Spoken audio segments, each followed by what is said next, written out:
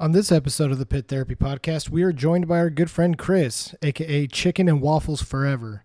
He joined us to talk about his experience at Furncae Fest, and then we all get into some weird hot takes. Thanks for jumping on, and let's open this pit up. Somebody hit somebody!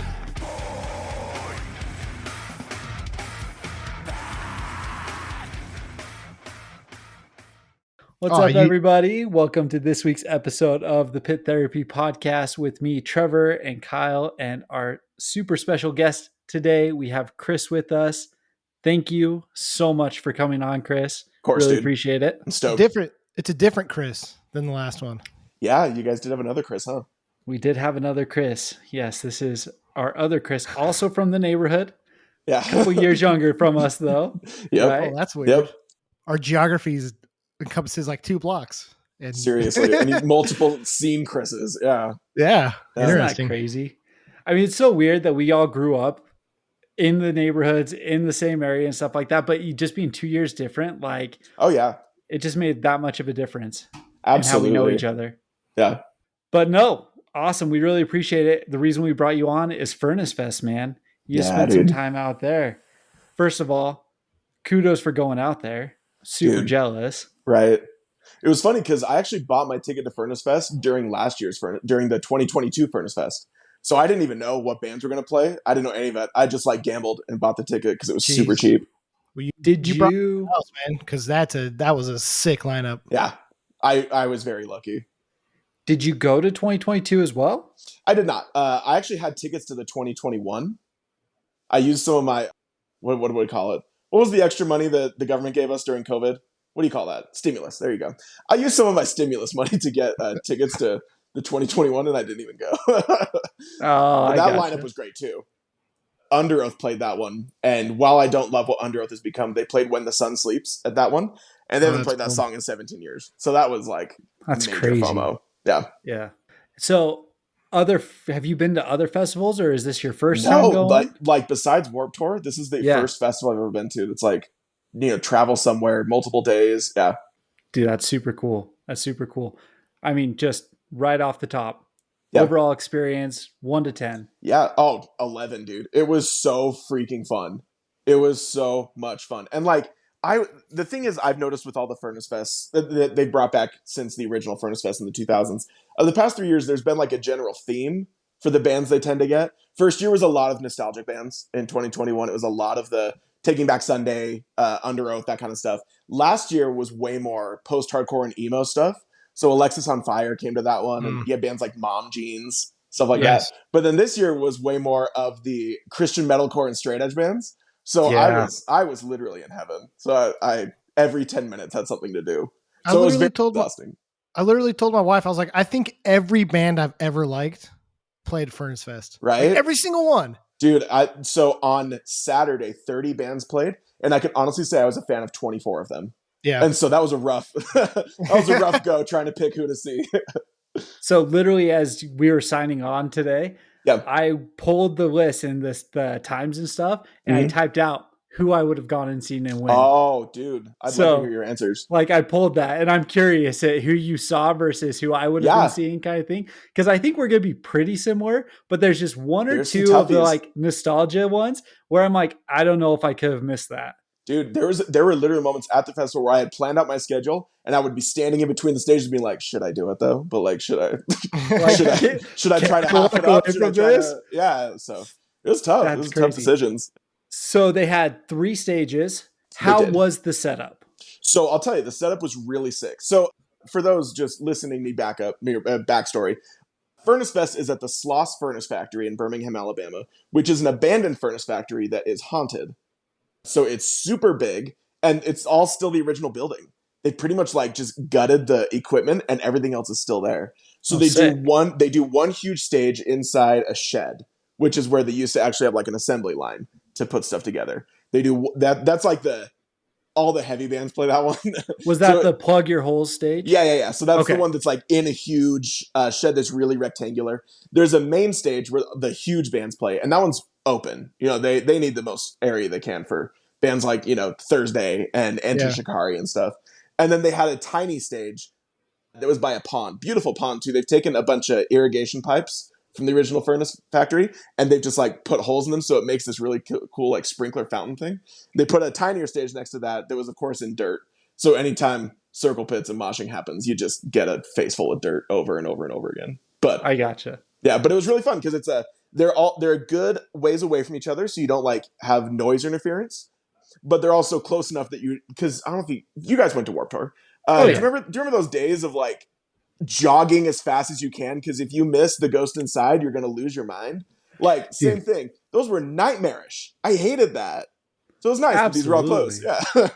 Yeah, it was the worst at Warped Tour when it was like, when you had to go to the ends, right? Yes. Because there was always the middle stages, and you're like, as long as it's in the middle stage, I can get to either end. But when it was like you said, run from one end to the other end, oh yeah, that dude. always sucked. Because then you're also trying to go and you're kind of having fun in the pits and stuff like that, and you're all of a sudden out of breath just from running across the fairgrounds. Seriously, so that always sucked.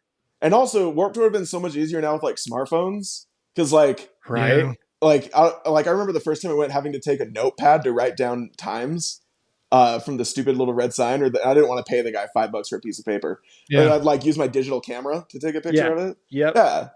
That'd be so much easier now. I know. Ugh. I know.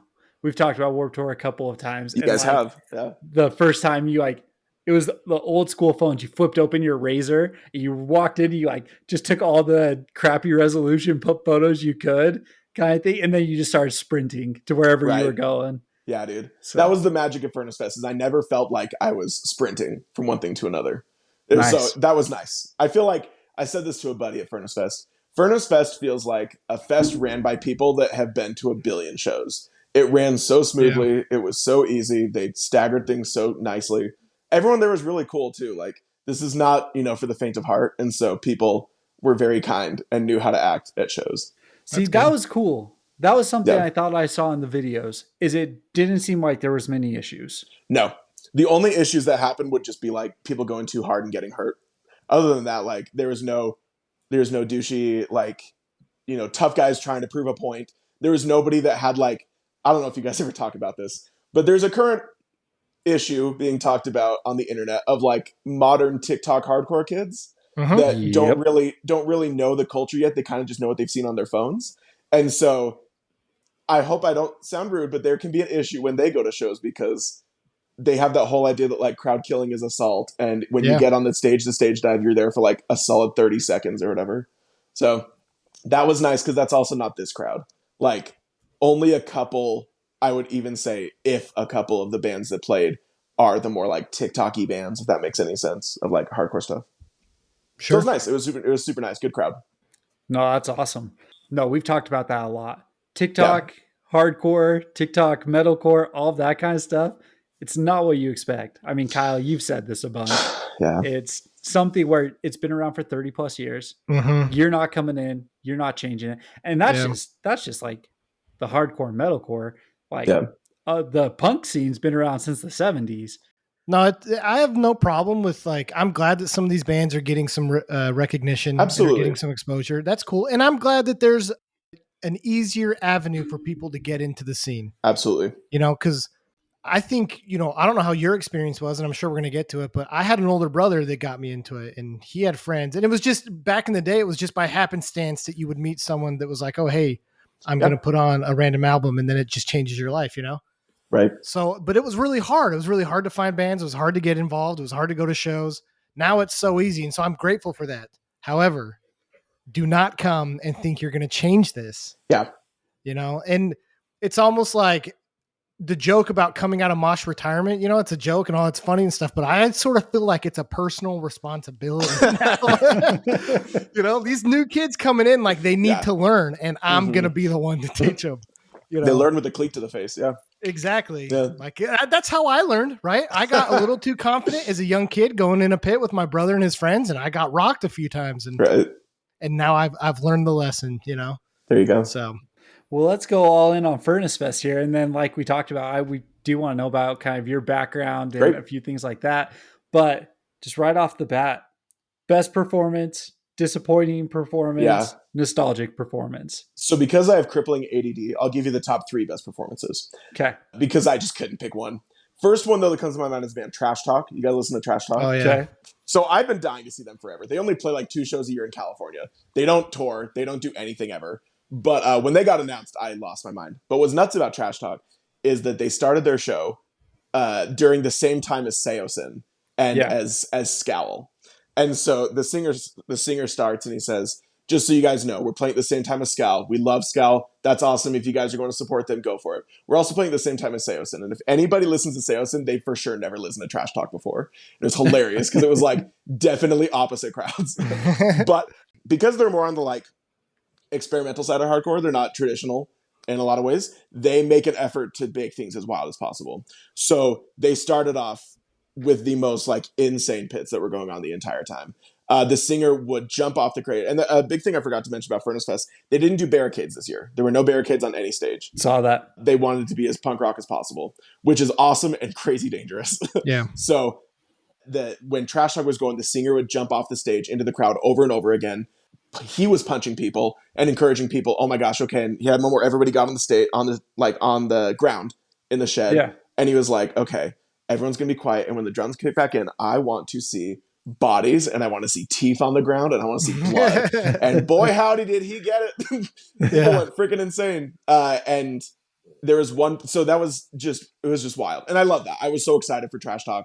They were so good live. And what was funny is that they were so memorable because it was crazy, of course. It was very intense from start to finish. But also in the last song, he said, I'm sick of this. I'm done with this and I'm leaving. So he takes the mic and he just walks as far as he can out of the shed with the mic cord still going. And the band is still playing. The instrumentalists are still going nuts. And he takes everyone in the pit with him and they just go somewhere. They wander outside. And then the guitarist climbs the side PAs up to the ceiling. I saw that. And the stage manager was losing his mind, screaming at him to get down. And everyone's screaming at him, to keep going. So it just ended in this like chaos. And I just loved it. It was great. That was super fun. Okay. Another one would be Walls of Jericho. I've wanted to see Walls of Jericho since I was 15. So that was incredible. I've been waiting so long. Because, a lot of these bands, for those listening, a lot of these bands that played Furnace Fest don't play anymore. Or they don't tour anymore. They'll do the occasional one-off show. Some bands reunited just for this and call it good. Yep. But Walls of Jericho, they only play like, a couple of shows every couple of years. They're not doing anything. They've got lives. Their singer Candace is a professional bodybuilder now, and she has kids. And so it's like playing music's not super their thing anymore. But I was right up front for Walls of Jericho, and they acted like they were 18 again. They had just insane energy. They played all their best songs, and I just was so happy. So that was a ton of fun. And then the last favorite would be It Dies Today. There you go. Probably because I've been like hyping that one up for so many years that I was like, this is good. This has got to be perfect. And it was beyond perfect. They were so much fun. Had you seen them before? So when I started going to shows, I believe they had already broken up. So I've like never seen It Dies Today or even like had the chance to see It Dies Today. Yeah.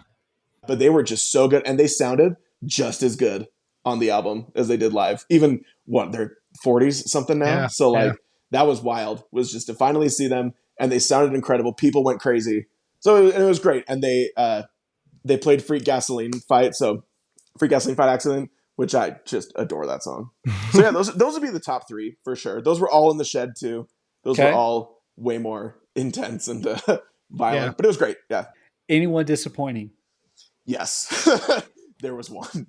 Do you guys know the band Prayer for Cleansing? Yeah. Yeah, I know Prayer for Cleansing. Yeah. So I love that band. For those who don't know, Prayer for Cleansing was like the coolest Christian deathcore band that put out one album in like 2003. Yeah. And it was just an internet album. They broke up a long time ago. Anyway, they reunited just a couple months ago, and Furnace Fest was their first big show. So they started, it was really funny actually, before even introducing their name as a band, the vocalist just goes on and says, most of you weren't born when we broke up. And then they started into their first song. But what sucks is that like I had just been hyping it up for so long because I've loved them for a long time. But like the vocals weren't nearly where I wanted them to be. And that's been 20 years since they played. So I had to realize that. But it was kind of like, oh, this isn't as good as I want it to be. People loved it. People went crazy. But I just kind of sat there like stank face, just like, you guys, are you serious? Because every other I saw 27 bands, and every other band exceeded my expectations. So it's awesome that I can say only one band disappointed me, but it was one of the top bands I wanted to see. Yeah. So I think that was like also massively disappointing. Was that like, my friends' bands were cool, and it was super cool to see Turnstile and stuff, but like the band I wanted to see was the one that was like, oh, you don't sound nearly as good as you used to. But it's okay. Nice. Everyone should still listen to Prayer for Cleansing, regardless of how they sound live. Sure. Yeah. I mean, there's some bands like that. Like the album sounds Absolutely. better than being live. So Well, nothing wrong with and that. we've talked about Yeah, this exactly. before. Part of me is like almost grateful though that they do, because it's like at least they're not coming back and like backtracking stuff. Yes, 100%. 100%. So it's like, they didn't meet expectation, but at least they didn't fake it. I'd rather they play and not played be all their good songs. I mean, they only have one album. They only have 12 songs to play. Yeah. But like, they were picking great songs, and the instrumental sounded killer. It was just the vocals that didn't do it for me. And I got to remember, he's like 45. So, Yeah. And once you Gotcha. turn 45, you're practically dead. So what's the True. point anymore? Can't be saying that. We're getting close there, man. We're not that That's close, why but- I said it. Yeah. Okay, and then nostalgic, where it's just like, and Oh maybe my it's Walls of gosh. Jericho or something like that. But was there How just like long a you got? nostalgia throwback? There is a bunch, but I'll go quick because I talk a lot. First one would be with Blood Comes Cleansing. Mm. I'm a huge fan of that band. It happened since MySpace.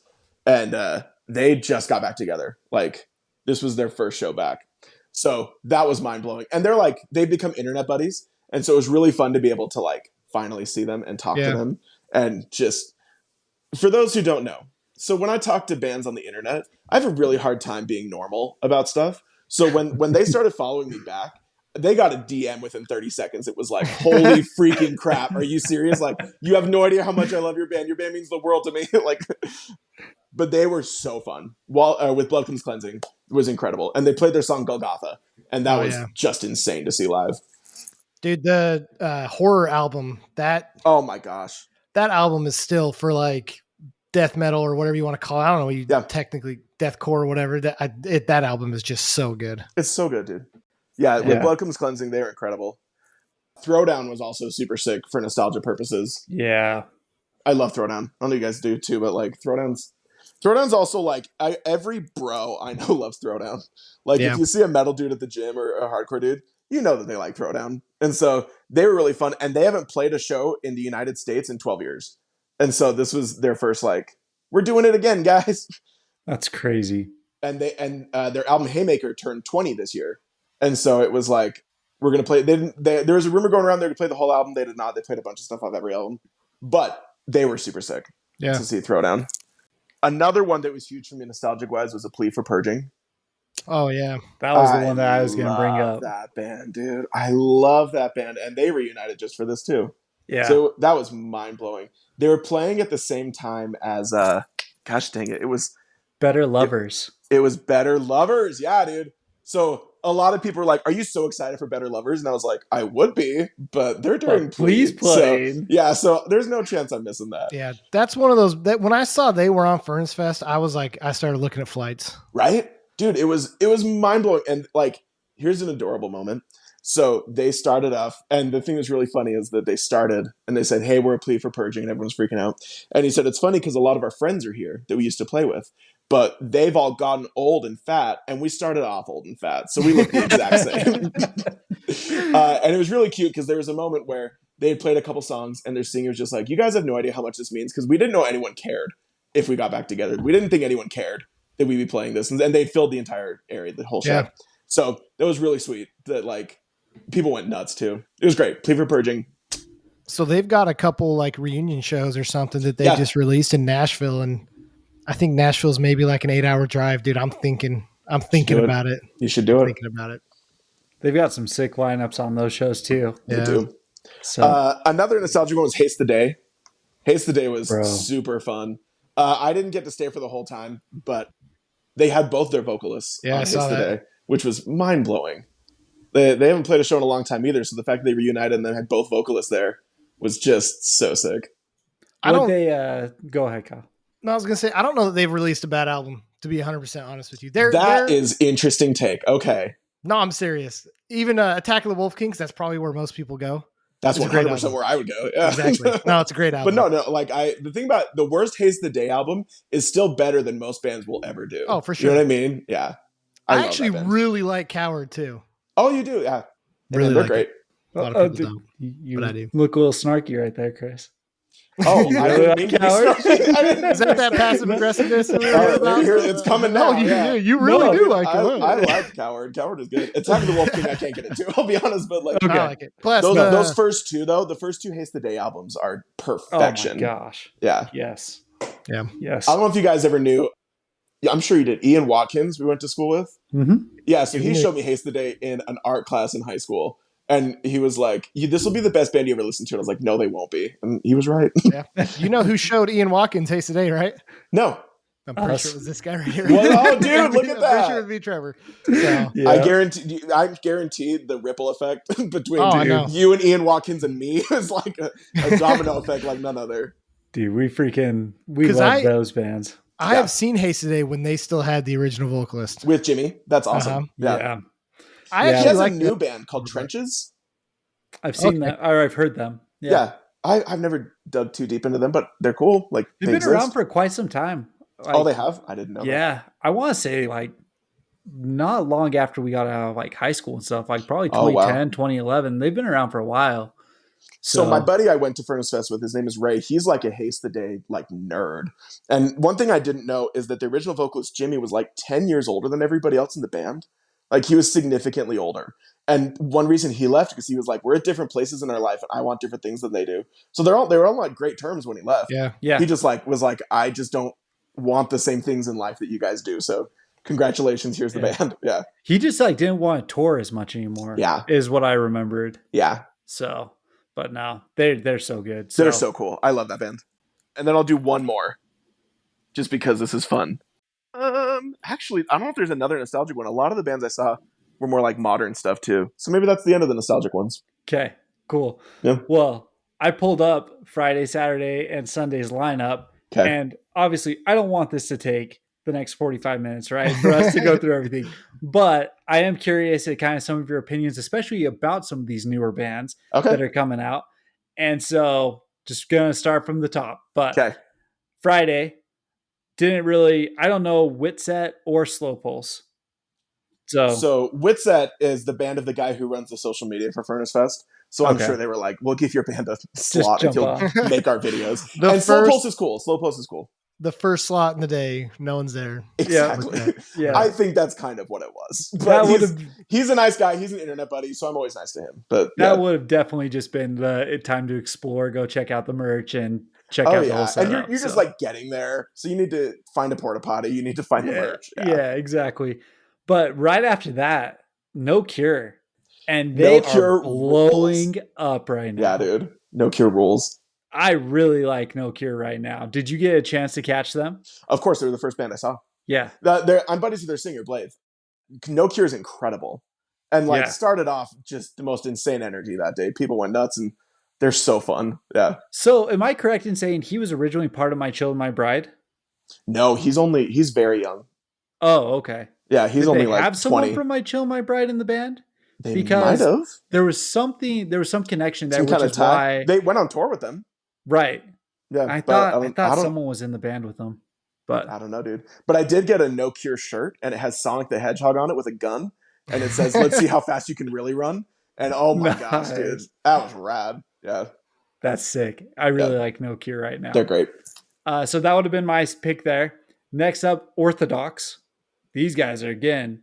There's like this group that's blowing up right now, and Yeah. most of them were on Furnace Fest. So Yeah. No Cure, Orthodox is another massive one I'm seeing them on Friday. I think you're going to the Stick to Your Guns tour, right? With them? on Tuesday. Yeah, I'll I'm be going there. on Friday. Yeah. That's I'm sick. excited. Orthodox to see is them. incredible. I've seen them a couple times now, and they're great. And then you hit Blood Comes Cleansing. That's where I would have caught there. The 3:00 slot, you had Holy Wars, Vane FM, Showbread. I don't care for any of those bands, in my opinion. Like, Vane's fine, but I don't care for them. Who'd you go to? with those guys? I went to Vane. I love Vane. Yeah. Vane. Vane doesn't get a great rep on the internet because of some odd controversies they've been in, but I love that band, so I was happy to go see it. See, I might have gone to Holy Wars because Okay. I'm a big Sleeping Giant fan. And so That's Holy Name. Holy Wars is a Oh, different that's band. okay. Well, Close. there you go. But You would have been disappointed at Holy Wars. I would have You're been like, "Man, super this sucks." disappointed. Yeah. Like, where the frick's Tommy? What is this? This is lame, dude. Yeah. And I like Showbread. I've never been like huge into them, so it wasn't bad. Do for me they to miss like that. show bread? They do. So it's just literally a presentation of bread and grains, and they have all kinds of gluten ready to go. It's wild. Yeah. Okay. I'm pretty sure we've actually been to 2 Showbread concerts, Kyle. Showbread's and I'm pretty very sure weird. we've Yeah. skipped out on them. Showbread's Dude, very honestly. weird, and they were big in like the 2000s. And They're the Hold ones on. who, like, in 2008, didn't they have like band picture where they were all holding a snake? I think that I that think does that was sound like them, that and they all does had sounds like the- Showbread. Dude, I don't remember these guys at all. They're No, very weird. They came with the concert that I'm thinking of it was Silverstein. They were on a Silverstein show. The album art or the tour flyer had like the beard, something about beards or something. Nice. I don't remember, but we skipped them. Okay. Nice. With honors next. There's no question in my With Honor mind. was so much fun. They were great. Dude, that new record, It's great. incredible. Yeah. I Yeah, love the that- new With Honor. That's another one of those nostalgia ones that I'd have been like, Yeah. man, holy They were cow. fun. So They did were fun, and they did a play- huge dog pile at the end. Like they Nice. had Nice. so many people on that stage jumping on each other to get that mic. It was rad. And then you already mentioned Walls of Jericho. That's where Oh, I yeah. would have gone there. But Open Hand, I actually like Open Hand as well. I thought that was a sick I show. don't know Open Hand. I You're think not the going Open to Hand, Knuckle Puck? I've Nuke seen Palook? Knuckle Puck a bunch of times. I've never seen Canookle Pook. Yeah. Yeah, I'm actually not a big fan of Knuckle Puck, so They're fine. I think that band is always just fine. And that's so okay, the fact, perfect way the to put fact it. the fact that someone else was doing them, I was like, great, fantastic. Yeah. Sure. So Yeah. there was Walls. And then you kind of have a little bit of a gap. I mean, there was Gideon. I don't know if you caught Gideon or if you just went straight to Throwdown. I didn't. Gideon, I used to like a lot. And Yeah. I don't love what they've become. So I was fine to just let it go. But my Agree buddy on John that. runs their merch, and so it was fun to talk to him for a little while. Nice. Yeah. Nice. And then again, a little bit of a gap here, but you had Hope's Fall. Oh, dude, I'm going to Hope's Fall 100% of the time. I love Hope's Fall. Yeah, man, they had such a draw for that. It Good, was crazy. good. And they had a special edition record for Satellite Years that I helped a buddy get, but they were gone in 10 minutes. They're And going so- on a reunion tour for that, They aren't are. they? Yep. Yeah. Nice.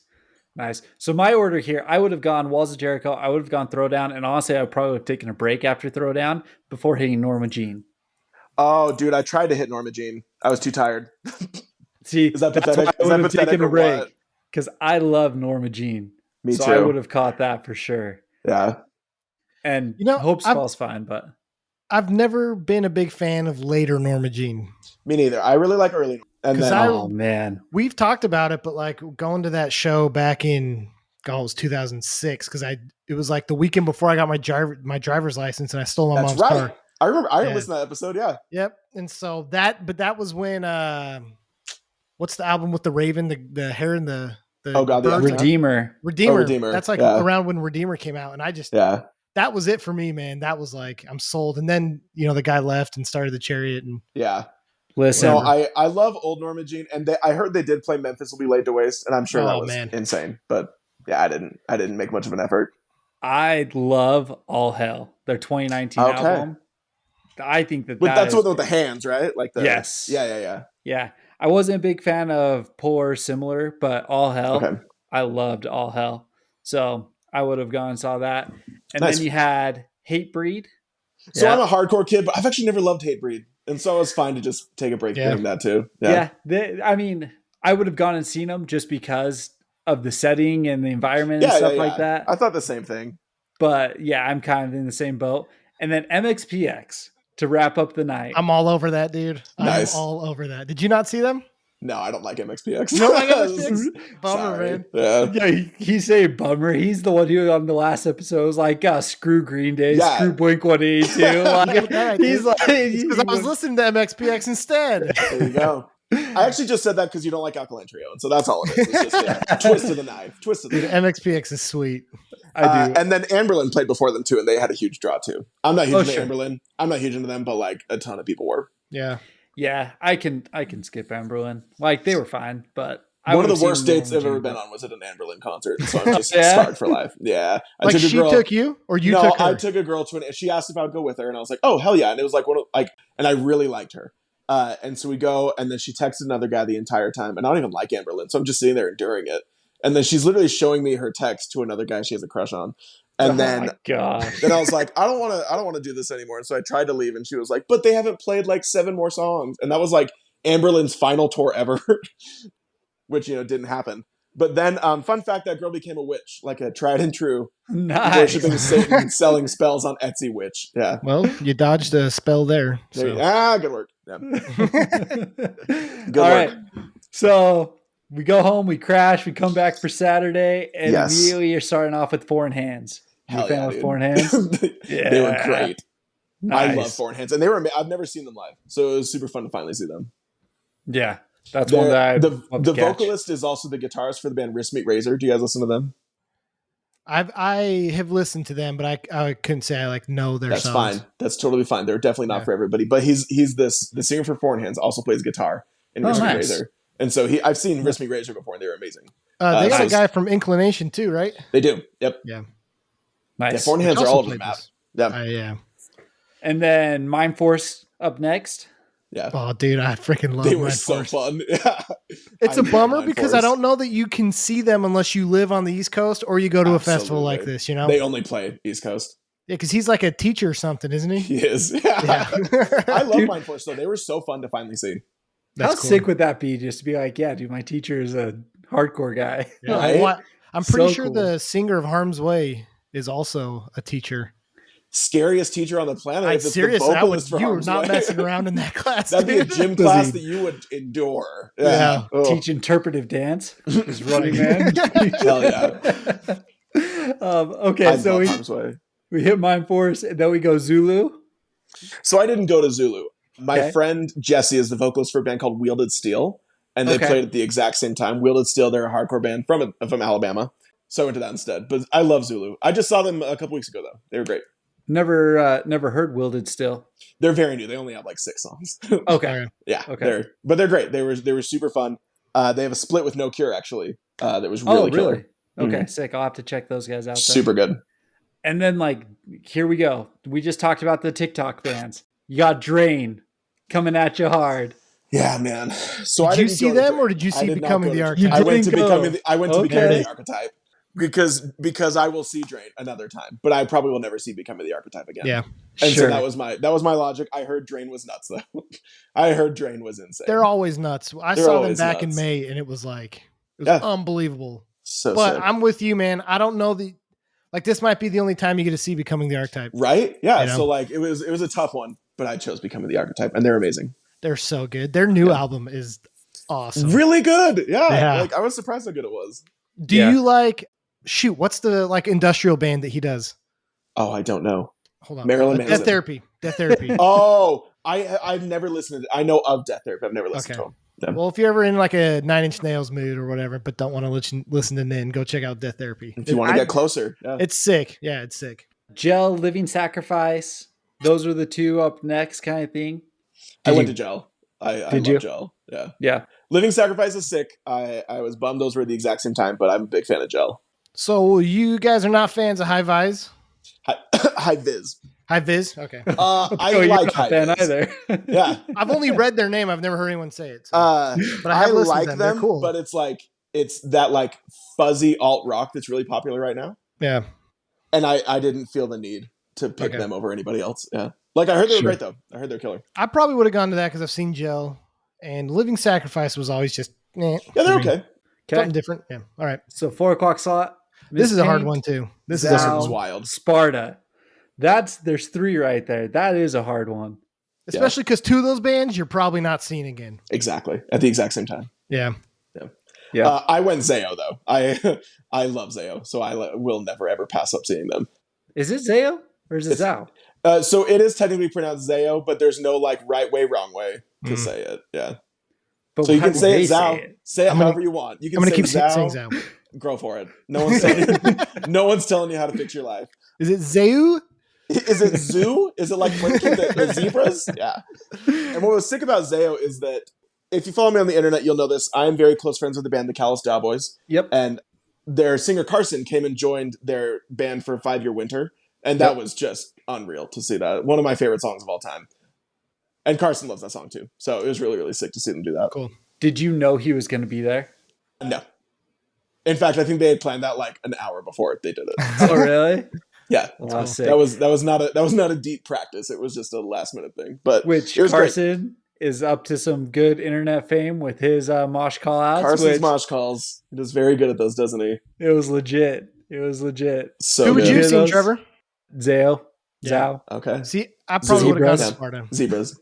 Oh, you would go to Sparta? I would have gone to Sparta. Sparta's great. I've seen that was a Sparta tough one. before, and I think I would have gone to see him again. Because Yeah. that was one of those bands where I was like real young. I'm 12, 13 years old listening to that in the basement with my older brother. Yeah. And that one would have hit me right in the feels. So But you're right. The two bands at the same time, you probably will never see again. Exactly. It's not like those bands are actively doing summer-long tours. So, toughy. Okay. So here again, TikTok fame. We are, I guess, popular on the social medias. Military Gun Mhm. or Enter Shikari. or Training for Utopia, man. I All went three to of Training those. for Utopia. Yeah. Did you really? I Okay. did. I've seen Enter Shikari before, and I'm going to see Military Gun in a week. And so Right. it was like, I've never, but same thing. Training for Utopia hasn't played a show since 2001. Yeah. And so, no. I don't even know who they are. A very odd Christian metalcore band. They became very strange and experimental towards the end of their career there. Yeah. But they're also the Okay. band that became Demon Hunter. Several Oh, of the members really? formed Demon Hunter. Yeah. Okay. That makes You need to sense read then. up on your old like face down bands, dude. Yes. So I would have gone to Military Gun. Military Gun's so good. Yeah. Dude, I would have gone to Great Military band. Not gonna lie, I would have seen Enter Shikari. Gun. Dude, I three know different you would've. answers. Look at this. I love That is this. 100% Trevor right there. And I would have got inside Enter Shikari. Dude, I love Enter Shikari. I will not deny that, but I saw them last year, and it was amazing. So, Yeah. and they And haven't then- played Salt Lake City in like a decade, and so it was a huge deal last year when they came. Okay, so this is the one that we already talked about. You have Scal, Trash Talk, Seosin. You went and saw Trash Talk. But I heard Seosin was incredible. That's hard. Here's the thing. Oh. Here's the thing. If I can be perfectly honest on the pod, if I can reveal my soul and my truth, I like Seosin. I don't love Seosin. Good thing Josh isn't here. Right. Only Josh has So like I love the first EP and I love the first album. I think everything besides that is just meh. And especially once Anthony came back, I think the music's been just garbage. But I did hear it was mainly old stuff. So I'll partially agree with you because I'm a co-fan all the way. The we self-titled album, love Cove Reaper. Cove Reaper's great. Yeah. that first self-titled album for Saleston is probably a top 5 album for me my, It's flawless. my whole life. It's perfect in every way. incredible. Also, So- for anyone that wants a rumor, that's getting repressed on vinyl soon. Well, Oh, there I we might have go. to buy a There we vinyl. go. Those are like a usually record player. $230. And so, Oh, serious? yeah, those are That's crazy. impossible to find. So we're going to get off topic here for a quick second just because you Okay. brought up vinyl and you're really into the collecting scene. I certainly am. Is when something gets repressed, does it affect the value of the original pressings or 100%. does it really? So if the Seosin record's a great example. The Seosin record was pressed once in 2009, I believe, and they made like 500. And so it was before vinyl was a thing again, and so Right. it was just kind of a novelty. It was kind of silly and like, oh my gosh, we have a record. And so the only people that bought those were either like hardcore vinyl people already, or it was just Jokes. for fun, right? For fun, I Yeah. have the Seosin record. So now that it's become a big thing again in the past 6 years, those records get sold for several $100s because people have that nostalgia back and they're like, oh my gosh, I want the Seosin record so bad. And then people can gouge those prices like none other. But represses, once those happen, now, and the represses, they do in like the thousands, especially for that one, that'll be a lot. Yeah. So the original, they'll still be higher than normal, but it won't be several hundred. It'll probably be like 100. See, I was curious about that because I Yeah. do other collecting of things and stuff. And typically, like the value of the originals still don't get affected by Yeah. a new printing. So I was curious about the vinyl scene It's specifically. tough. if And that it's is- so inconsistent. Like Yeah. that's the major rule, but often sometimes getting an original is impossible. So it's tough. interesting. Another random question before we get back on topic. Do Okay. you play your collectible vinyls? I do. So if people Okay. are just listening to this episode, but I'll show you guys. This is my whole record collection right there. Yeah. Nice. I have almost 700 and I've been collecting 13 years now. I sell it and trade a lot of them, so it's not like I've only ever had 700. But I listen to them regularly. Yep. Okay. Because it's fun. That's cool. Yeah, It's no, fun that's and it's quirky and silly. Yeah. No, I one just of my it was one of those where like you collect it, but those don't ever touch. That was for You sure know, a thing no. in like 2010. Okay. If you guys remember like the hipster culture, that was definitely a thing. Like I collect vinyl, but like they Yeah. don't do anything with it. They just like have the Decemberists on vinyl. Congratulations, you know. yeah. But No, one of my favorite TikToks that you post is actually when you set up the wall of 8 that you have. yeah. Dude, I love that. That's so Those are cool when fun. you do Those the are a lot of fun. randomize. Yeah, That's awesome. So I love doing those. and I love when you like say who the band is, like a quick brief overview, the song that they should be listening to. Like it's so cool. So Thank you. I love doing those. Yeah, it's awesome. But okay, so back on topic now. Back on topic. You Training know- for Utopia. Yeah. Trading for Utopia, you and Trash Talk. I would have caught Seosin. Nice. I haven't seen Seosin for 15 years. It's Yeah. been a long I probably time. would have too. Yeah. I've never seen them. Oh, well, I've never Trash seen Talk it Seosin. is. And I I don't know, chose Trash man. Talk. Yeah. That's a strange opinion for someone that's this rooted in the scene. Because Yeah. Sailsin's like a foundational band, I feel like, for a lot Yeah, of people. man. I just like the first EP and the first album, and I don't love anything else. I also, you know, if you dig deep into the history of Seosin, that's harder for me to like the people in it. So, Sure. yeah. Are you a Circus Survive fan? Not really. I like Circus Survive. I think the best thing Anthony Green ever did was The Sound of Animals Fighting. But yeah, I just like Circus Survive. I've never been huge into them. Okay. All right. Sorry. All right. Sorry for No, the dude, hey, followers you just lost. we've had some real good hot takes on this pod. So Oh, God. this Here we this go. is right in Yeah. line. Oh, good. Yeah. To be honest, like this is like the least hot take that could be Yeah, out there right now. that's not even that. You say controversial. that Like, are a lot you of saying people that- don't like Anthony Green. Yeah. Yeah. When I say that I don't like Blink-182 is not the same as him saying he doesn't like No, Sailsin. not and even. I feel here's like the they're kind thing. of the same. What Anthony Green is to most people is what Craig Owens is to me. I worship the ground Craig Owens walks on. So everything Chiodos, drugs, everything he's ever done. I Okay. adore that man. But I Yeah. just think Anthony Green's okay. Yeah. See, I in feel my that way opinion, about Craig Owens. See? Exactly. Yeah. And they were together in The Sound of Animals Fighting. Right? I was just gonna say they're the same person. They just Pretty change much. haircuts from time to time. Exactly. But- Yeah, one's blonde and one's brunette. That's pretty much the only difference. Yeah.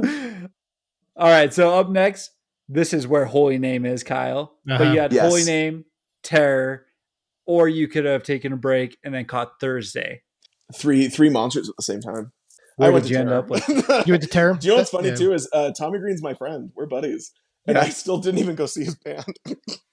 I would have, and I didn't know they played it this time. If it was Yeah. if it was a different time frame, I probably would have caught Holy Name. I'm not a huge fan of Holy Name though.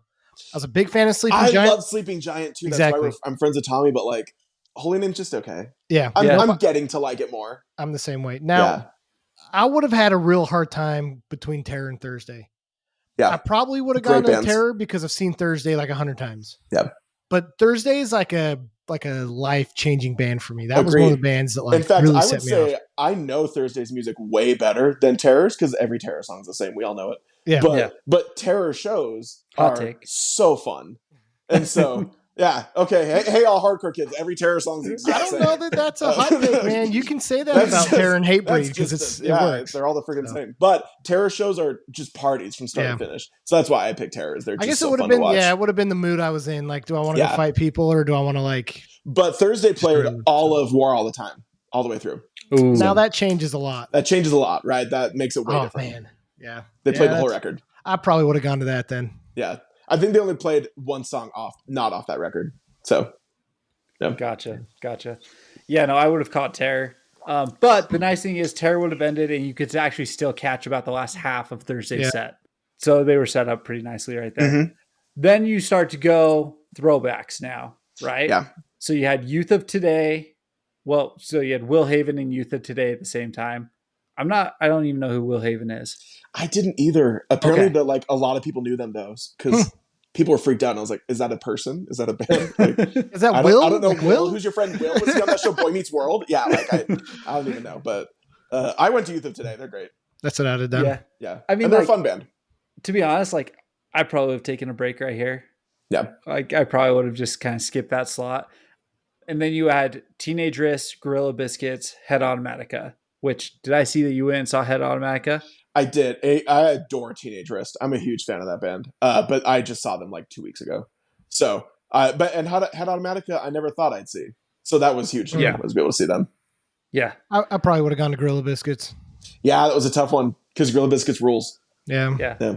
Yeah, I would have caught Gorilla Biscuits just because, I mean, probably never going to When see else are them. you going to see Gorilla Yeah. Biscuits, Uh-huh. right? Like, it's a Exactly. tough one. And I don't know how you have any type of history with hardcore and straight edge and any of that stuff, and you don't go see like Youth of Today or Gorilla Biscuits. You know? Right. So you're calling me out is what you're saying. A little You're bit. saying you're Little fake. bit. You're saying you're not real, that there is no edge, and you've probably drank hand sanitizer. Yeah, like You take medicine, all right? So you take Advil. Wow. I Exactly. hope you get hit by a car. Oh, man. Yeah, I was really bummed I had to miss Gorilla Biscuits, but also this was my day I went insane and I didn't stop at sets. I didn't take any breaks. So by the time it was this, I was barely moving. Head Sure. Automatic are the guys from Glassjaw? It's the singer from Glassjaw. Singer from Palumbo. Glassjaw, that's right. It's his like pop band. Yeah. Yeah. Yeah. Yeah. Yeah. Like Britpop, right? Yeah. Yeah. Yeah. And they're putting out new music. That was the big like announcement. Spice So- Girls? Exactly, like the Spice Girls. If Glassjaw made, if I want to be your lover. Exactly. Yeah. Awesome. Hey, that's actually all right. Right. Now, here's my hot take. I Okay. probably would have gone home and not gone and seen Turnstile. That is a hot take, but I That can is. respect you. I still think you're a good person. Here's the thing about Turnstile. This goes back to our discussion of TikTok bans. Turnstile has become very hot button for hardcore kids of, is it still hardcore? Are they even still a hardcore band? I personally really love Turnstile because I think they're fun. I don't care what genre they are. I don't care what they're doing. I just think it's fun. And I've seen them a few times now. But that is a very popular discussion constantly. Yep.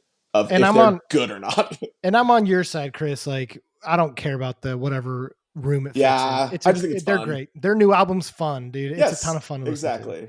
Listen, I like- don't think that they're like reinventing any wheels. I just think it's silly and fun. Yeah, exactly. And I have no problem with Turnstile. I just personally am not a big fan of them. Just like You sound like you have a problem. Yeah, he writes them hate mail. pretty Yeah. much. But, I mean, Yeah. by that time it's 9:45 at night. I'm like, and I know what's coming up on Dude, Sunday. We were barely moving. Yeah, I We only probably stayed would for have half just a bailed. turnstile. Yeah, but- I only stayed for half a turnstile. I was so tired. I saw the clip though, of like Anthony Green going out, and I know Yeah. Chris hates that, but I would have Oh liked my to see gosh, Anthony yeah, Green out I with had a Turnstile, gun. It was so. crazy. No, like, yeah, we didn't stay even that long enough, but I heard that was sick. Yeah. Yeah. So Sunday, this is Okay. my day where it would have been just Sunday was front to wild. back, nonstop. So right in the morning, you got your boys coming I got my out. Dow boys. Yeah. So fun fact, the Callis Dow boys and I are close friends. I've even like stayed at their house in Atlanta, where we hang out as much as we can throughout the year when they tour. They come to Salt Lake City several times a year, and we always go to like the soda shops and everything like that. But it was super fun because they, as a mathcore band, they're the only mathcore band that played the whole festival. And I think the reason that they played first is they're also the only band that had multiple instruments outside of a drum and a guitar and a bass and Sure. vocals to do sound checks for, because Yeah. they have a saxophone player and a violinist. And so Sure. they started off so strong. They had the incredible energy and they filled the whole shed. People loved it. It was great. Hey, ask Trevor his opinion on saxophones. Trevor, what's your opinion on saxophones? Yeah, we're gonna skip this because I know you guys you're good friends with these guys. So. No! He hates saxophones for some weird Just reason. in general? Like he you was just hate the traumatized by saxophone? one as a kid. I don't know. No, What an no. odd instrument to have beef with. Okay. No, Yeah. okay. Listen, I just don't think it belongs in metal. That's my opinion. Wow. Okay. So, okay. you know, but I've listened to a little bit of Callus. I be honest, like I haven't listened to a ton, so That's I fine. can't give a very strong opinion one way or another. But I have no opinion on Gutter, so I would have seen Callus. Yeah, I don't even know who Gutter is. Yeah, Is that like a exactly. thing on the street? Yeah. I mean, for real though, right? So, Yeah. and then up next, Taking Meds or Inclination. I saw Inclination, but I've heard great things about Taking Meds. I don't know who Taking Meds Yeah, I've is. never heard of them either. They're like post-hardcore. I've actually never listened to them. I've heard Surprised they're they really didn't get jumped at this place. So good. Taking Meds at the Straight Edge Festival. But Inclination was unreal, and I would never miss Inclination. So yes, yeah, they're yeah. great. And then I can't even believe I have to say this, but Silly Goose or Koyo. Let me I'm guess going- from your shirt. Koyo. Yeah, But- yeah. I Yeah, saw Silly right? Goose. I Really? love Koyo. I love Koyo, but like I've seen Koyo before, and I've never seen Silly Goose. And I'm a huge fan. So Really? I actually love Silly Goose. Yeah. What I is got, like, Silly Goose? They're like new school new metal. They're New all like school 18. new metal. Yeah, so they're all 18. They're kids, and they mix like Cold Chamber Limp Bizkit sounding new metal with like 2000s metalcore.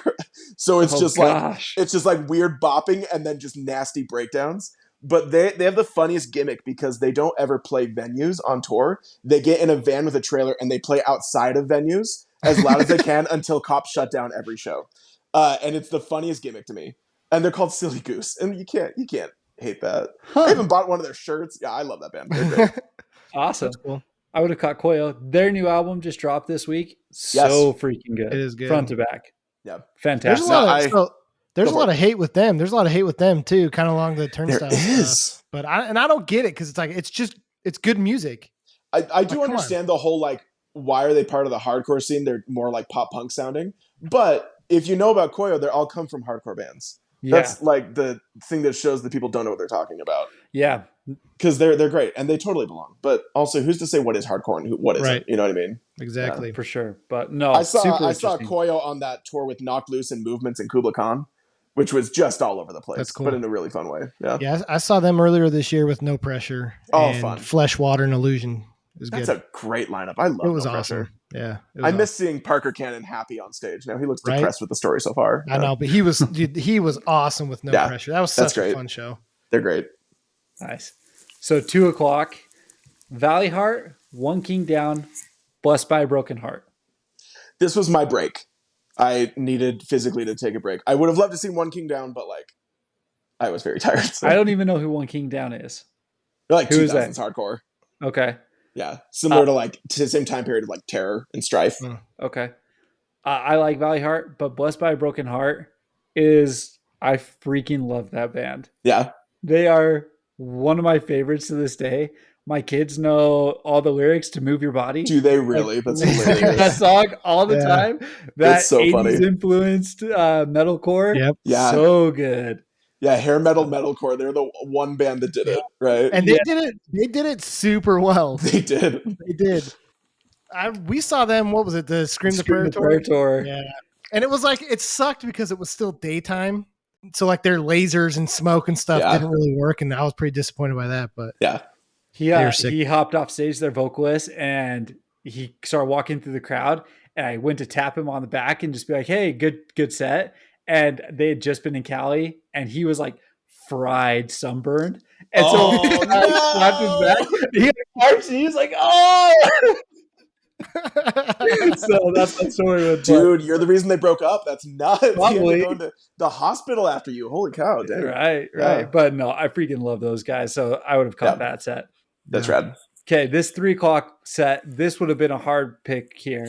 It's a toughie. So this is Trenches, Chasing Victory, Defeater. So I'm going Defeater on this one.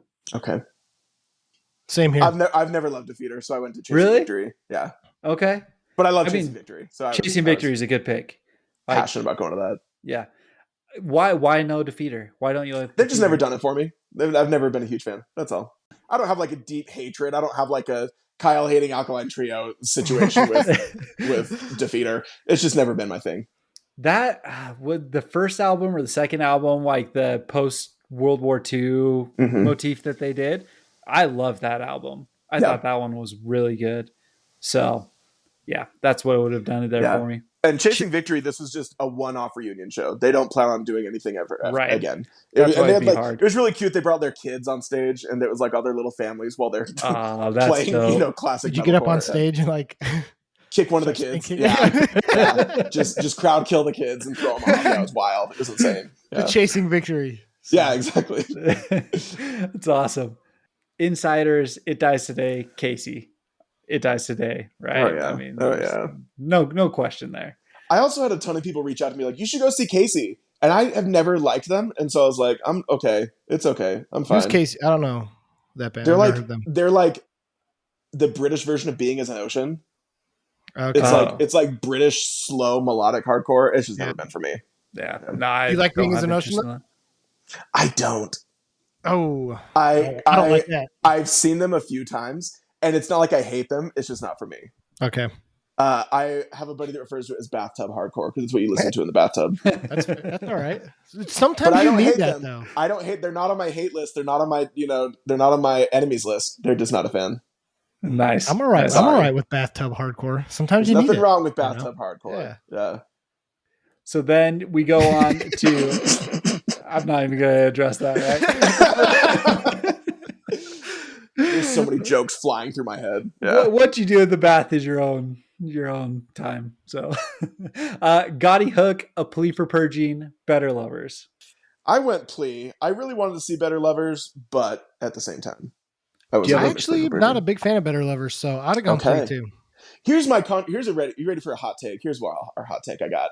I adore the Dillinger Escape Plan. We will get into later into how I got into heavy music, how big Dillinger was to me, and I love Every Time I Die. However, all these people that are freaking out about Better Lovers, I was like, they have 4 songs, and they're slated to play for like an hour. So I wish you the best in singing along. I wish you the best in thinking they're amazing, because I guarantee it's going to be a bunch of stuff you've never heard. Yeah. Which it was. And they also played a Soundgarden cover, which is fine. But I was glad I went to Plea for Purging instead. Yeah, for sure. His name's Andy, right? The vocalist for Plea? I think so. Yeah. He's like one of the most like charismatic metal figures out there. Absolutely. Like one of my favorite merch items ever was when Plea did booty shorts with Andy's face on the butt. That is like amazing. So good. So Plea for sure. But I do like Better Lovers. I'm different they're from not Kyle bad here. I think that they're going to be really good in the end. I don't love, is his name Anthony, the vocalist? Greg. I don't love his, Greg. That's right, Greg. Greg Puciato. I don't love his vocals in there. Wow, I like the music. Damn. I do like the music. Yeah, I think that maybe it's too early to say. I feel like they only have knowing, a few songs. Yeah, and I think knowing their lineup, I was a little underwhelmed. Yeah. Like the one song, the first song they released, I was like, okay, this is cool. This has a lot of potential. And then I listened to the rest of the EP and I was like, that didn't do it. Yeah, I don't disagree to that. I wish it was better than it is. I wish it was Better Lovers than it is. But it's because I want it to be Dillinger and Every Time I Die, which it's not. It's they're trying to do their own thing. I saw a Plea for Purging anyway, so it doesn't matter. There we go. And I would have done the same thing. Yeah. I don't know that there were many bands that I would have not seen a Plea for Purging. 100%. You know what I mean? Hardly anyone would I have picked over a Plea for Purging. Exactly. Yeah. Yep. Yeah. No, I'm right there with you guys. Okay, another hard one here. As Cities Burn, Strife, Between the Buried and Me. Those 3. Yeah. So I'm actually not huge into As Cities Burn, which I know is a hot take for several people on the internet. People were shocked. But I went to Strife. I really like Strife. And I've seen BT Bam before. So it was like, I'm fine to miss BT Bam. But I probably would have gone As Cities Burn. I'm a big As Cities Burn fan. Nice. But at the same time, I've already seen them and I've not seen Strife before. So I actually might have been at Strife. Yeah. Now that I'm thinking about it. But did you see this was the final As Cities Burn show ever? Until next year. Well, they are officially done As Cities Burn, but they've started a new project already. Okay. And so this they're was their doing final it right. show ever. They changed their name. This is their final show ever, and then they did their last song and said, "By the way, we're a new band, and this is our first song as the new band." Same thing. It's not my thing. I'm not defending any of this, but I'm just reporting the news. Yeah. But yeah, like it was, I guess, a big deal. I don't know. I'm not huge into them. They'll be back. There you What's go. their new band name? Name holds It's something. called My Own Passenger. My Own Passenger. Have to check them out. Same thing, man. This is not. You're now at my full knowledge base. Nice. Yeah. To be honest, like I don't have any major connection to any of them, so I would have caught As Cities Burn probably just because I think that's the group that I would have been with. But I would have liked to see Between the Buried and Me. I haven't seen them again in a long time. If they were only playing old stuff, I would happily go to Between the Buried and Me because their old stuff is flawless, right? But who knows? Yep. They were on that Norma Jean tour.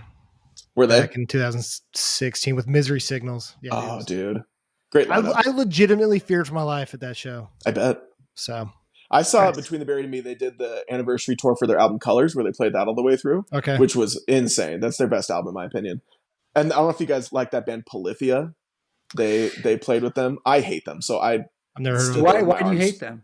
I don't like instrumental music. First off. Okay. But second, they're really boring. They just stand there. They're very talented. I'm not denying the talent. They're very talented, but they stand there and you just, sway back and forth. I don't know, dude. Yeah. So it's incredible what they can do. Yeah. It's wild. It's absolutely insane, but I think I'm with you. Nobody's starting to pick Olivia. Yeah. Right. Well, you can. Olivia. Okay. Further Seems Forever or Judge? So I didn't see either. I collapsed on the ground somewhere and like laid down for a while. I really wanted to see Judge. I love Judge. Same thing. This goes back to the Youth of Today comment with Gorilla Biscuits. I feel like if you're into straight edge or hardcore, Judges, are Beatles. But I was too tired to do either, so I didn't see either. But I actually really love Further Seems Forever too. That would have been fun. Yeah. I think that, again, Judge is not a band that makes its way out west or really anywhere. Ever. Yeah, they never play shows. So it's probably one that you have to see, but I probably would have caught Further Seems Forever. Yeah. So that's the band that I would prefer over What's there. funny is Josh actually says to not go see Judge because they're not fun anymore. He says they're old. He's 100% right. Good and yeah. stuff. But just knowing the festival setting, though, I bet it would have been a fun show. I'm sure it would have been fun. Yeah, it's true. Yeah. So, and then May, Prayer for Cleansing. We know you went and saw Prayer for Cleansing. I did. Yeah, I'm 100% going to the Bouncing Souls. Oh, nice. 100%. Bouncing Souls is great. That's a band like 10 years old. I'm listening to Bouncing Souls, Yeah. So. I think of like Tony Hawk Pro Skater when I think of Bouncing Souls. Yeah. That was like, this is like Bouncing Souls, Rancid, Tiger Army, old AFI. That's the stuff that got me into music. So I'd have seen Bouncing Souls and the next one after them. Well, no, because I would have gone to Haste Today, but I probably would have gone to see at least a few songs from Pennywise. Yeah, that was the tough thing, is that next slot. I'm not ruin this for you, Trevor. Nope, but that next slot of Armor for Sleep, Haste the Day, and Pennywise was like, why don't we just pick the three biggest ones for the end at the same time? Exactly. Yeah. That's probably the hardest grouping out of all of them. I would have skipped all three of May, Prayer for Cleansing, and Bouncing Souls. That would have been my break right there because I love Haste the Day. And so, like, I definitely want to be ready to go for that band.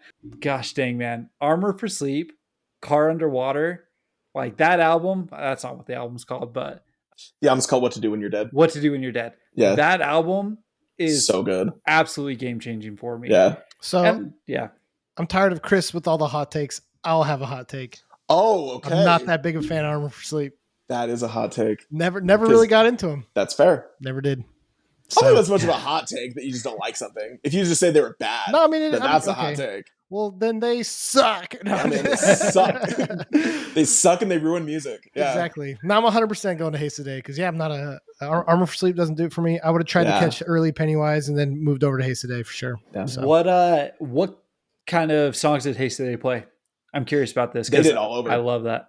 They did. So I only caught the first more than half. I met up with Tommy Green for a while afterward to talk, but I caught the first half, and it was a lot of the stuff off of the first two albums, shockingly, and then I left. So Pressure the Hinges might be like Kyle said, a top 5 album earlier. Like that's top 5 album for me. Yeah, man. And oddly enough, What to Do When You're Dead also might be a top 5 album for me. Right. But that was the tough thing. Is it's also like two different audiences, right? Like the 100%. people who love Armor for Sleep and Haste the Day. It's not that big of a Venn diagram intersect. Yeah. Really? I feel like it kind of is though. Because Haste Today's not like Haste Today's not like going to see Judge or Strife, right? Like no. But like I just feel like there was a lot of people that were there just for emo bands and a lot of people there just for metalcore bands. See, and so like there's good emo bands on here, but absolutely. I would never have paid to go to this if I was only going for the emo bands. A lot of the people I knew bought their ticket the same time I did with just a gamble of what bands, because they wanted more emo stuff. And it was like, you got like, what, 8? Like, you got Knuckle Puck and Reliant K, but like, and then the heavy music fans, we had way too many. So same thing. It's a gamble. If you buy your tickets early before bands are announced, it is cheaper, but who knows if you're going to get the bands you want. I would say Reliant K probably has to be the worst band on this lineup. Not that they are the worst band, but just like the most out of place band that was at this entire festival. It was funny that Throwdown played right before Reliant K. I know, right? Yeah, that was a joke I had said to like so many people. I was like, it's so funny to be watching Reliant K and there's a pile of corpses over on the side from Throwdown. Yeah. And then they wrapped up with Bane. Did you stay for Bane?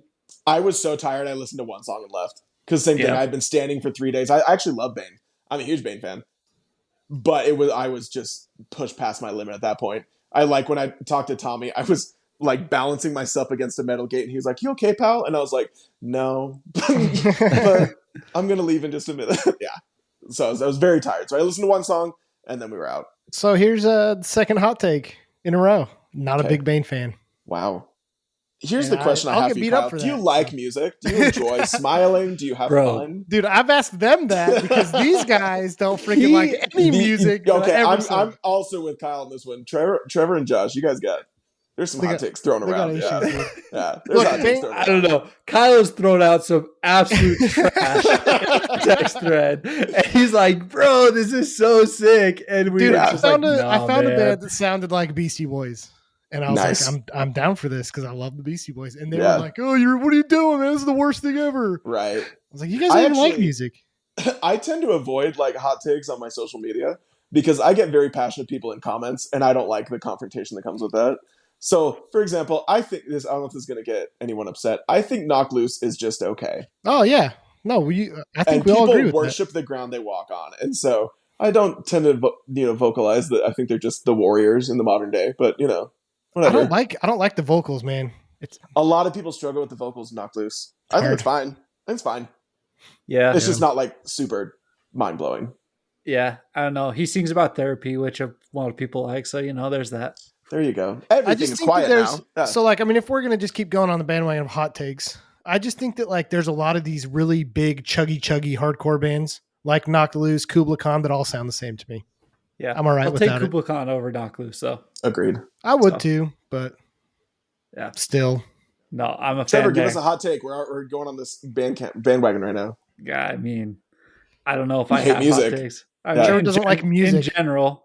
Everything that you guys have said is wrong and Trash. garbage. But The Yeah. biggest hot take that I've heard him say is that he likes flogging Molly more than Dropkick Murphys, and that That is offended me to my insane. core. I will 100% Thank agree. you. That is psychologically insane. I could not tell you 2 Flogging Molly songs.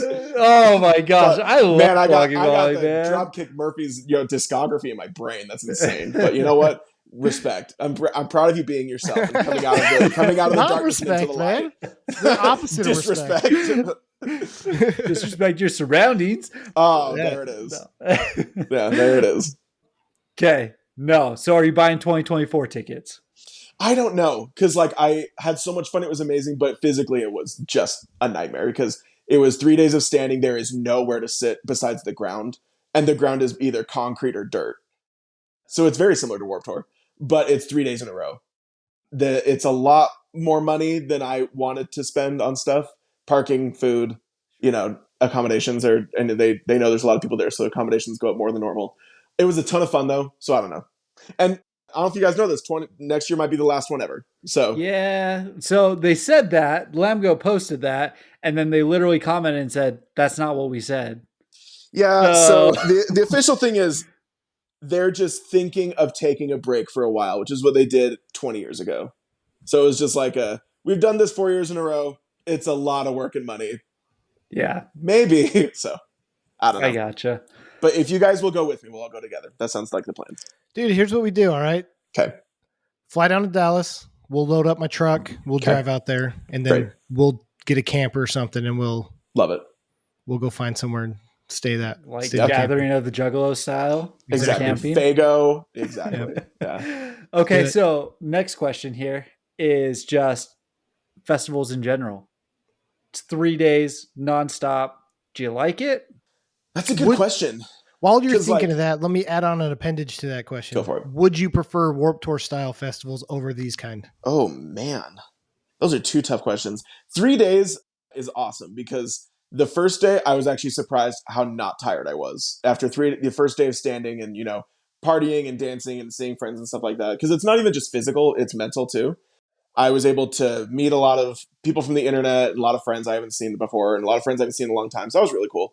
But also standing and dealing with moshing and stuff like that. I don't mosh anymore because I think I'm ancient and fat. And so it's been a long time since I've actively made an effort to hardcore dance.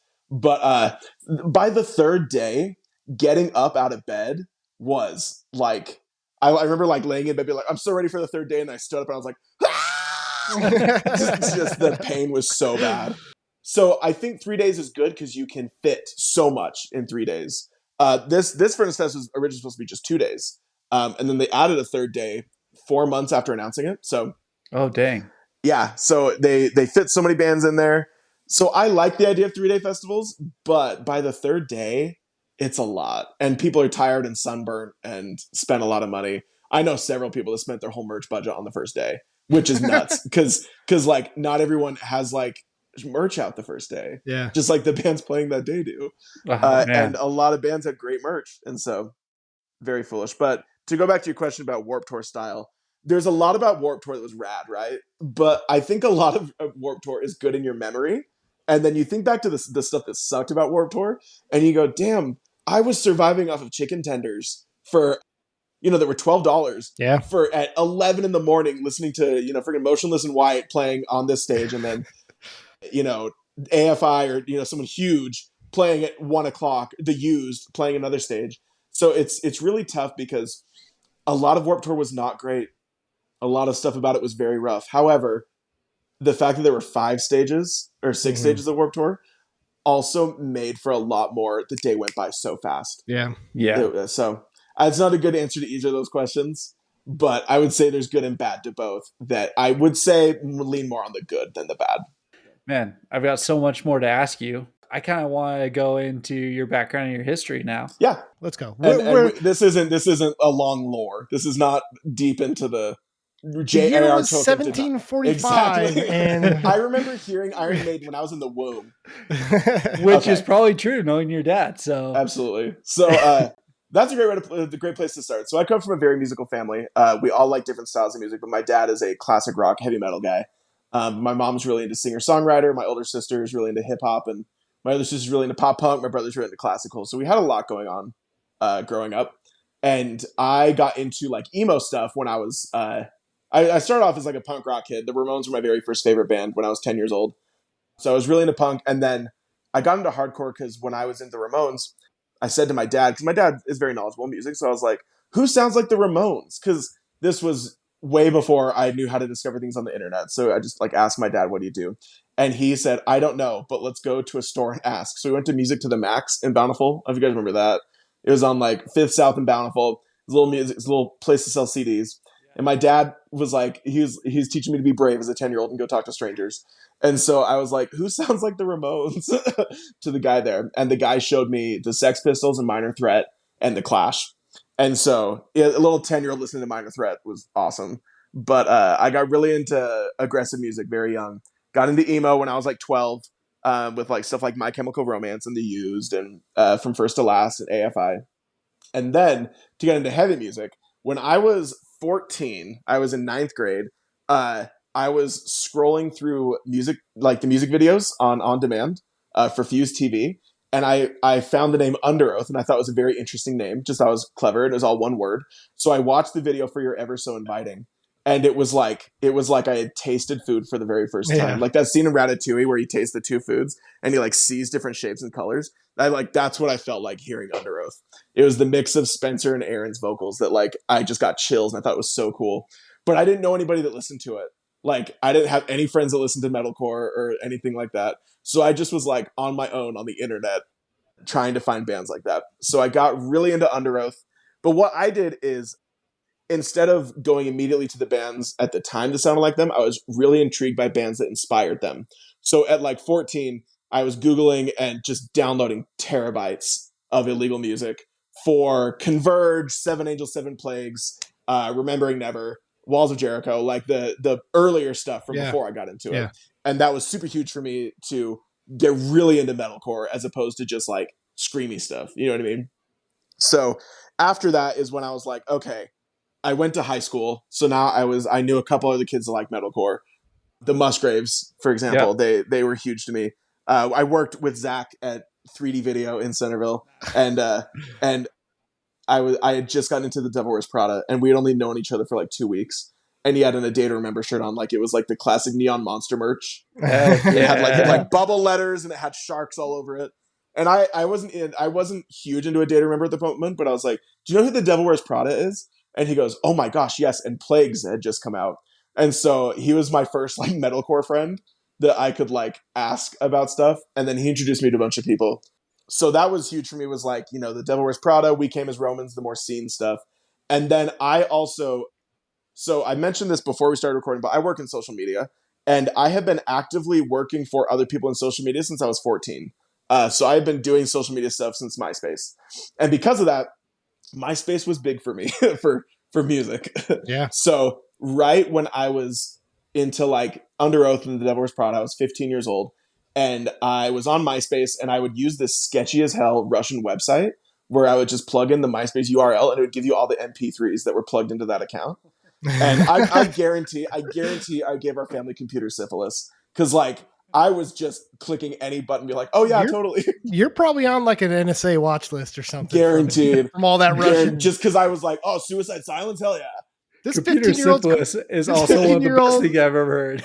Dude, this 15-year-old is connected to a Russian database 30 times in a day. So yeah, and we're someone's like, and my poor family's like, how come the computer's so slow? And I'm like, I don't know. It's so weird.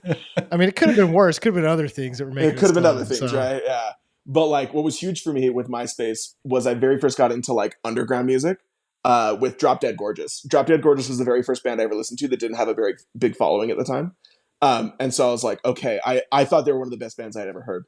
So not only was I into metalcore and heavy music, but all of a sudden I was really into the bands that like didn't have very big followings. So at the time I got really into Drop Dead Gorgeous, The Number 12 Looks Like You, Dr. Acula, Arsonists Get All the Girls. I Wrestled a Bear Once. I was super into that kind of stuff then.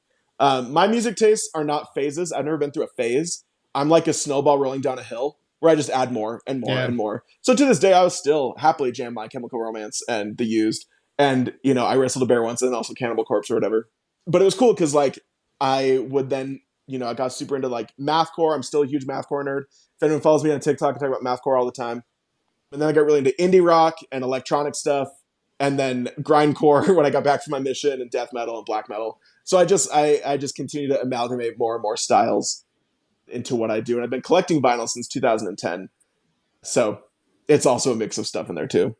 Gosh, one of the reasons why I reached out to you was a post you did on Drop Dead Gorgeous when you picked up the record for Dress for a Friend Request. Yeah. In Vogue, yeah. Dude, Yeah. that album is absolutely amazing. Perfection. Kyle, that was one from you that you showed me. Oh that album was so good. I love that band. I've been after that vinyl for a decade, easy. Yeah. I was gonna say it's pretty incredible that like we never hung out and stuff. I know. You're saying you're speaking all the same words that we all spoke. You know? Okay, you guys ready for a dorky confession?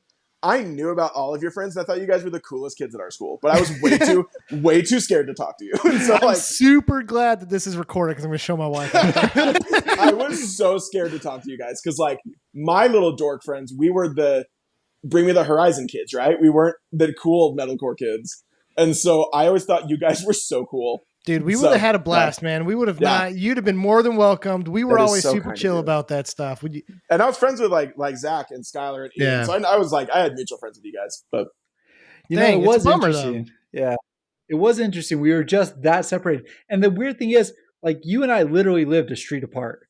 We did. Like, we went to like honestly, scout camps together. Yeah. Your dad actually was a big influence on me. Like I grew up with your dad and stuff, and like him talking about like Alice Cooper and stuff like that, and like showing me like his office where didn't he have a signed picture of Alice Cooper and everything? He does, yeah. Like all that stuff. It was actually very influential on me to be like, okay, you really can like dive deep into music and actually like grow up like with music and stuff like that, and have it be a major part of your life.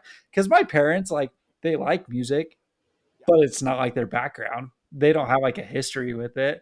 You know, like if you ask your dad, my dad, his favorite band, I don't think he could even tell you.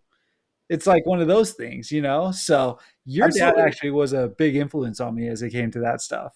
And I'm going to show him this because he'll love that. And you know, what's funny is Kyle's mom I used to work for her at Orbit for a summer, and she every day would have more stories for me. Because like there was one day I got there first and I played Miss Murder, and she comes over to my little cubicle and she's like, do you know how much I love AFI? And I was like, hell yeah, you do. Like, let's talk about it. Yeah. No, dude. Yeah. I mean, I had the complete opposite experience from Trevor's parents, man. My mom, like we talked about Dropkick Murphys a couple weeks ago. My mom went to all those Dropkick Murphy shows with me. I don't know. It's just completely different experience. It's kind of funny. Yeah. You know, my mom knows your mom. I literally like sitting here talking to you have no idea how we didn't just. Right. I don't You know, know. dude. And same thing, like that 2 years, it doesn't seem like such distance now, but in high school, Yeah. those 2 years are humongous, right? Especially when you're like becoming a sophomore and you're leaving school, two different attitudes of life. That's true. And so it is a major difference. Were you then. going to shows and stuff at that time too? I was. So I started going to shows in 2008. Okay. My very first metalcore show, check this one, was Icy Stars on their very first album tour. And it was We Came as Romans and the Mice and Men. It was of Mice and Men's second tour ever. So maybe 2009, actually. Anyway. Was that at Club 600? No, that was at Murray Theater. Was the Color Morale on that? No, I wish. I love the Color Morale. Because I feel like there was a Icy Stars tour they did with the Color They Morale. could have. And it was like Icy Stars 2009. do you guys remember Icy Stars used to be like not awful? Yeah, no, they were sick. Icy Stars used to be cool. Yeah. You know, the one I'm thinking of, I think this was Icy Stars. Or no, it might have been Breathe Carolina. I'm confusing the two. It was Breathe Carolina. Same difference. I mean, you're right, yeah. But it was Yeah, Breathe same Carolina difference. with Pierce the Veil. They played at Club 600. Nice. And I just went and caught one or two bands or something and then headed home for the night. But a big thing for me was, so I don't know if I want to get too deep into this, but Skylar Musgrave was my best friend in high school. Yeah. And I went to all of his shows and I designed the merch for their band. So I went to a lot more local shows supporting him. So I saw tons of the local bands in 2010 or whatever. So this is after we were in a band after with me him. and Trevor win it, right? So Yeah. this was Like a Monster, right?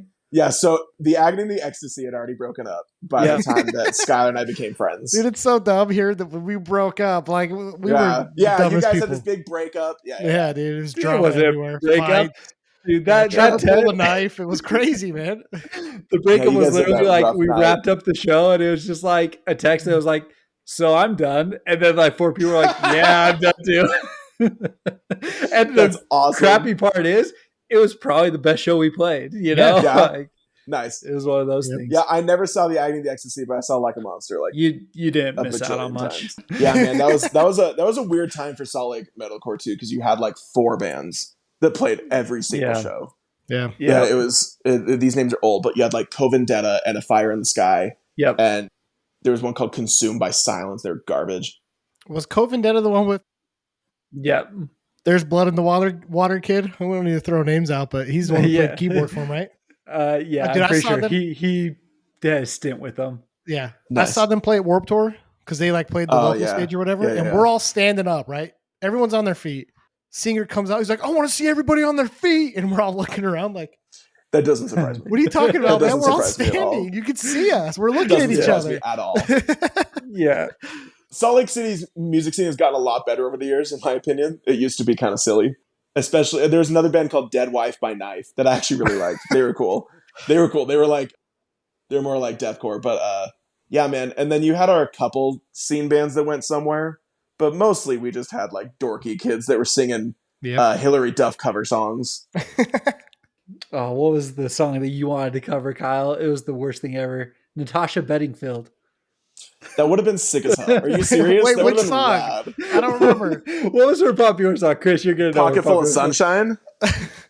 Oh, was that? No, There's it wasn't another that. one. She has 2 big songs. There's a Pocket Full of Sunshine, and there's something Unwritten. No, Unwritten. Was it it was Unwritten? unwritten.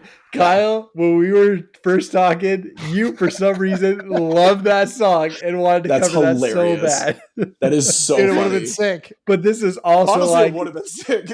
this was right after like A Day to Remember and Kelly Clarkson and stuff. So everyone was Oh, looking for dude. that pop song. Dude, So I did a whole TikTok about how in the late 2000s, early 2010s, every metalcore band had like their cover song. Yep. And it wasn't just Punko's Pop, you know, it was like That was every good, band. dude. Like Of Mice and Men used to play Poker Face Yes. at every single show. A Static Lullabies, Toxic, dude. Of Holy course, cow, dude. that was so good. yeah.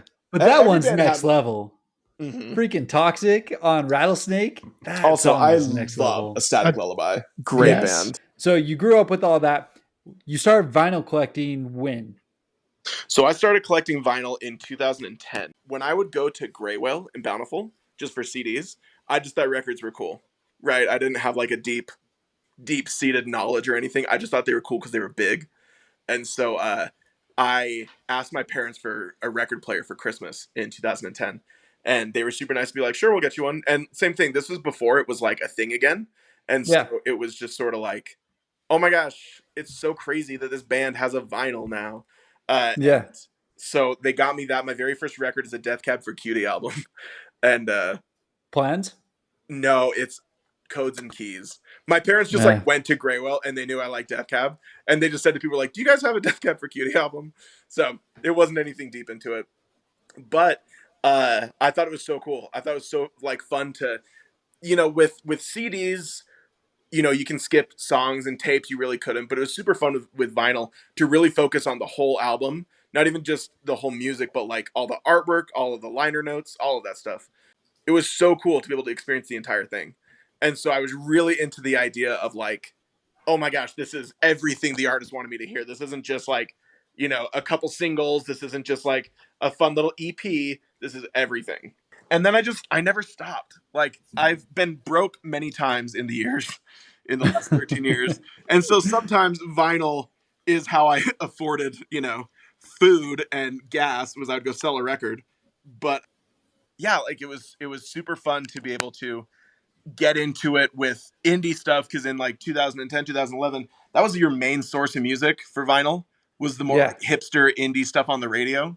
Scene stuff for sure you could get, but it was much more like not common. Like you couldn't go to the record store and get The Devil Wears Prada. You couldn't go to the record store and get A Day Right. to Remember. You had to like special order those. As the years go on, it's of course become much bigger. It's now a huge thing. It's very, very big, and I am very lucky that my internet following is because of vinyl. That's where I started, and where I was able to get some steps into a following was through vinyl. But I just think it's fun. A lot of people get into it for a couple of years, and like, I don't know, it's kind of an investment, and it 100% is. It is so much money. You just throw down the toilet because you want a pretty circle. But I love it. I think vinyl's really, really fun, and it's fun to be able to have like a hobby like that you can sell something to. It's not Yeah. it's not just stamp collecting, which would be way cheaper. That would be awesome. But like with records, you can appreciate something. You can carry a whole memory with it too. I love this store because I got this record here. I love this record because it reminds me of this time of my life. No, that's awesome. So I was really big into CD buying, Mhm. right? When high school and all that kind of stuff. So when everything went to Spotify, Apple Music, all that kind of stuff, like totally, I almost lost interest in music for a long time because there was something about the thrill of going and buying, popping it in, hearing it fresh, all of that kind of stuff. Because you maybe heard one single on MySpace or on whatever web player you were playing on, and then you had to explore the rest of the album. Now it's at your fingertips, it's just all there right away. So I started buying a few vinyls because of you. There was a sell, I don't even remember. I think it was Rise Records. Maybe they were just doing like their end of the year blowout, Yeah. and so I bought like their $7 vinyls. I got Nice. like 6 of them. Nice. Right, so I just bought some random ones just to start playing and stuff. Yeah. But then you can see here, I've got the Set Your Goals. I Heck yeah, freaking dude. love Set Your Goals. Great band. I was able to grab those ones on their last order through Smart Punk. Is that what they're called? Yeah, Smart Punk. So no, it's been fun getting back into it because, like you said, it's tangible, it's something fun, it's unique again, and there's a huge nostalgia feel for me of Absolutely. like buying something to hold in your hand that represents the band that you're listening to. Yeah. I love it. I love it too. So It's super fun. And when I started making TikToks about records, my big thing, like 3 years ago now, or anyway, 2 or 3 years ago, was I would make these audios for people to be able to show off their collection. So I'd be like, oh my gosh, show me a record that reminds you of Christmas, or if your house is on fire, what record would you save? That kind of stuff. I made a bunch of those, and those were getting lots of people using those. I would say for sure that's where I very first was getting noticed. Mike Shinoda from Linkin Park has used my audios before. sick. It's like it was making rounds, and it was really mind blowing because I wasn't trying to be funny either. But the thing is, if everyone listening, my sense of humor is really hard to come across if you don't know me. Like, it's a very bizarre sense of humor. My brain was ruined by South Park so early, so it's really hard to like make myself funny to the general public. And so I was like, I can't try to be funny first. Let me just talk about music first, and then I can be funny. So once I got talking about vinyl and getting other people to talk about vinyl, that was huge to me. I'm happy to show off my collection, but I would way rather hear about what people love and what in their collection are they stoked on. You know what I mean? So, and vinyl's how I meet a lot of my friends. Like, I have a lot of very close friends that I met because we both collect vinyl, or I met them at the record store or whatever, you know? No, that's way cool. That's way cool. Well, man, I sincerely do appreciate you jumping on with us. Of course. I really am jealous and envious of your time at Furnace Fest. Watching your videos and stuff was so sick. It was So- super fun. We'll all go Quick- next year. We're going to Dallas with Kyle. Thanks and we're for gonna the go over. invite. No, I'm just kidding. Yeah, we'll go next year. We'll go next year. I'm sorry I didn't invite you guys. I thought the invite went through. Did it not go through? Damn it. No, I haven't checked my mail in a little bit. So Okay, maybe that's what it is. It's lost. You tried to give me a phony email earlier, so I'm sure that you That's what probably it were is. just Yeah, that's what it was. It was the phony emails. shout out your social medias. I'd love to have everyone, aka the 3 other people other than us who listen to this, try to check you out. Yeah, man. So I am Chicken and Waffles Forever on TikTok, and I am Chicken and Vinyl Forever on Instagram. Follow both. They're both disasters. Sometimes I post butt. So if you want to get a peek of these cheeks, So, true question here: do you like chicken waffles? it is my second favorite food. That's why it's Okay. like there's no cleverness behind that. It's just I just Nice. love them. Yeah. Yeah, it's First You favorite should. food was taken. I mean, what's his first favorite food? So my first favorite food is gumbo. And when I got back from my mission, I needed to make up a new email address because mine got hacked when I was gone. So I just wrote Chicken and Waffles Forever because I was like, well, that'll be funny. And I'm stuck with it now. So Isn't that the best? that's the whole story. So- that's the clearest thing you said all day. There you that go. chicken and waffles is the best. So Chicken if and you waffles don't take is anything incredible. else from this huge discussion. It's that chicken and waffles are amazing. And I'm And going to die on that essentially- hill. I'll happily let that one slide. Yeah. I mean, essentially, that's how most mid 2000 metalcore bands came up with their band names and song names, anyways. Seriously. Right? Literally. That's why Mike from the Devil Wears Prada doesn't even say their band name anymore. All right. Well, like I said, thank you so much for coming on. Of course. Appreciate you going through and spending an hour and 40 minutes with us. So Of course. It was great. we'll have to do it again. Yeah, Yes, we will. yeah, this was fun, and yeah, make sure everyone that listens goes and checks out his social media if you haven't already. So Yeah, man. Okay. Thanks, guys. good stuff. Thank you. Okay. Peace. Yep. Talk to you later.